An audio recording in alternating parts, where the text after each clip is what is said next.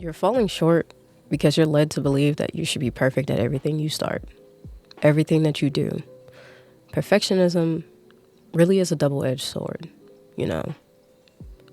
On one hand, you can have so much success when you constantly redo and produce something until it comes out the way that you exactly the way that you want it to. But on the other hand, that perfectionism, that nitpicking, that constantly starting over, having to reset, you're backtracking so much so that you're losing track of time. Everything comes with practice. Perfectionism wants you to be perfect the first time around. Perfectionism causes you to really dive deeper into making sure every flaw, every tick that you have, every imperfection isn't visible. Why do you want to portray yourself to be in this perfect light when you yourself are not a perfect being? We are not perfect beings, and we fall short to the grace of God all the time. Striving for perfectionism is not something that He wants us to do. When we chase after perfectionism and we don't realize that everything is a process and a journey that we must put in time to perfect, not make perfect. Perfecting something takes the ability within yourself to constantly go after it, to constantly work at it, to see it grow from whichever angle it's coming from. Growth takes time. You must take your time whenever you want to start something to see progress. It definitely happens at different rates for different people. You shouldn't compare yourself to others and their successes, their progress. Their progress is unique to their own person because they have their own journey in front of them. You have your own journey as well. Don't ever diminish your journey just because you started something and you're not seeing similar results to somebody that also started at the same time as you. That's also in the sense of going to school. I went to college and I graduated a semester later. I didn't graduate with the people who went in with me in 2019. However, I was still a part of 2023's graduation class. Having that realization that everything is on your own terms, not anyone else's. That comparison that you have on yourself can deter you from so much greatness. You're diminishing yourself whenever you take yourself to a place where you're trying to see how this person or how this thing is better than you. Why not try to better yourself? Be better than your previous self. Try to get better from where you were yesterday, from that person you were last week, from that person that you were last year. Hopefully the last year part definitely sticks with people, because if you stay in the same place for a whole year, you're wasting time as well.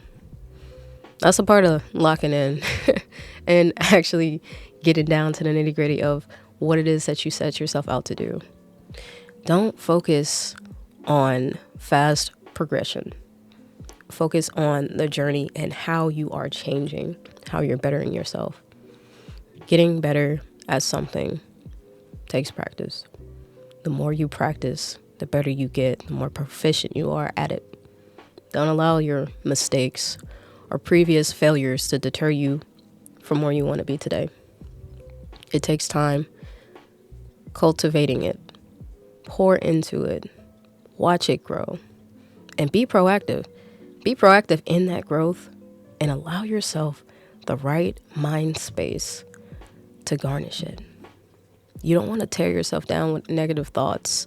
You don't want to tear yourself down with negativity or self-doubts. Those are all tied into negativity. It definitely is challenging facing these negative thoughts, because these negative thoughts really feed into your self-worth. And you're with yourself more than you're with any of these people on the internet and any of these people in your life that you have a connection with. You have 24 hours with yourself every single day. Some of those hours you're asleep. Some of those hours you're at work. Some of those hours you're out here grinding, doing whatever it is you see fit. But take that time. Take that time to pour into yourself with positivity. You think, therefore you are. If you think positively of yourself, if you think highly of yourself, you'll be able to propel yourself in the right direction. This doesn't happen by mistake. This happens by the persistence embedded in you. Show yourself that you are worth the time to pour into. You show your phone all the time with the apps that you get on that they're worth playing on, scrolling through every single day. Why not do the same thing for yourself?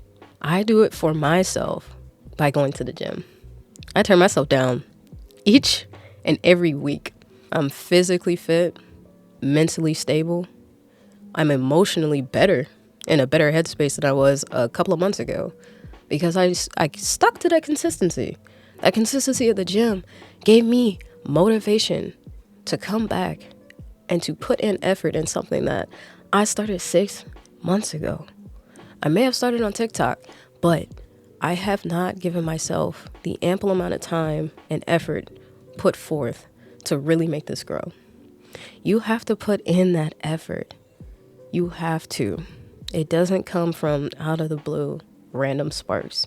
There are phenomenons and people that it happens to, but for the vast majority, you have to show yourself and show other people that they can do it too, that they are exactly like you.